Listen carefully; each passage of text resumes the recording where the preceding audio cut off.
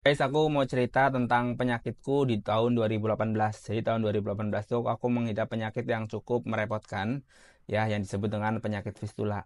Jadi penyakit fistula ini klaimnya nggak mematikan. Semua dokter juga bilang ini nggak mematikan. Tapi cukup menyiksa selama aku mengalami penyakit ini ya, kurang lebih 1 tahun lah. Fistulaan itu kondisinya kayak gini guys. Terbentuknya terowongan di bawah kulit yang menghubungkan anus dengan kulit di sekitarnya. Kondisi ini biasanya disebabkan oleh abses atau nanah di sekitar saluran buang air besar di bagian pencernaan akhir ya berarti. Nah, karena posisinya ada di bagian pantat ya. Mohon maaf saya akan katakan kata-kata yang mungkin agak nggak nyaman. Tapi biar jelas saya akan katakan ya. Karena posisinya di pantat, ini tuh jadi nggak nyaman untuk apa? Untuk duduk jelas, untuk jalan, untuk lari, bahkan untuk rebahan sekalipun ini nggak nyaman ketika nanahnya itu sedang banyak ya, sedang meluap.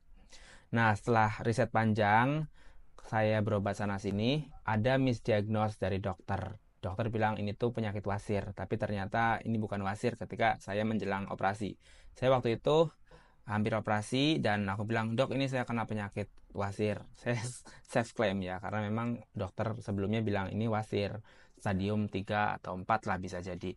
Kemudian kata dokternya, baiklah saya cek. Ketika dicek menggunakan alat ya, dokternya bilang dan shock bahwa Ini mah bukan wasir mas, ini fistula. dan fistula ini guys, ini tuh kelainan anatomi ya karena infeksi tadi. Jadi nggak bisa disembuhin sama obat-obatan, entah itu herbal atau obat-obatan lah. Waktu itu sampai sekarang juga kayaknya tidak ada obat yang bisa menyembuhkan fistula ini.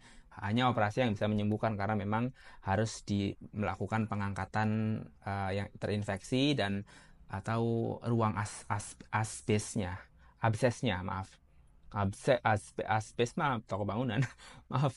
Absesnya pusatnya harus diangkat, kemudian dikuras, kemudian harus dilakukan kayak pembersihan ulang gitu dan menggunakan laser agar pendarahannya waktu itu nggak terlalu banyak dan tidak terjadi infeksi.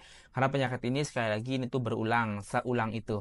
Ada yang operasi sekali, 2 kali, 3 kali, bahkan ada yang 5 kali, tapi tetap berulang. Jadi ini tuh sangat sedikit merepotkan, menyusahkan, bahkan dokter pun tidak semua memiliki kapabilitas untuk melaksanakan operasi ini ya guys. Jadi intinya sih menurutku penyakit ini terjadi karena pola makan yang kurang sehat, kurang serat, dan menyebabkan buang air besar yang nggak teratur dan fesesnya tuh keras ya, sehingga melukai dinding dari saluran pencernaan akhir itu. Makanya kalau teman-teman ikutin Instagram story saya atau post-postku yang sekarang ini, itu biasanya tentang gaya hidup dan makanan real food, olahraga, exercise, makanan-makanan sehat lah. Itu tuh sebenarnya bukan karena aku lagi show up fashion makanan, bukan, karena memang aku nggak mau ini tuh terjadi lagi. Pertama jelas karena ini penyakitnya tuh cukup merepotkan ya. Jadi menurutku walaupun hidup sehat itu merepotkan ya, kita harus menyiapkan makanan real food, nggak boleh makan ini makan itu, tapi menurut aku itu tuh jauh lebih baik daripada kita hidup sakit-sakitan ya kan. Hidup sakitan kita itu udah nggak nyaman banget guys. Aku bikin video ini memang barangkali ada teman-teman yang mengalami hal yang serupa di aku ketika 2018. Jadi bagi teman-teman yang mau berkonsultasi atau nanya-nanya operasiku di mana, kemudian tempatnya di mana, dokternya siapa, kemudian biayanya berapa, pasca operasinya gimana, karena itu pasca operasinya cukup melelahkan juga.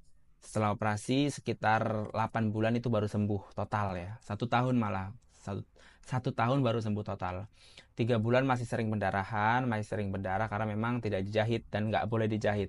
Sekali lagi guys, ini tuh penyakit yang menurut aku cukup merepotkan si penggunanya, si pasiennya dan juga dokternya, karena ini penyakit yang kalau operasinya salah tindakan ini akan pasti repeat lagi, akan diulang lagi.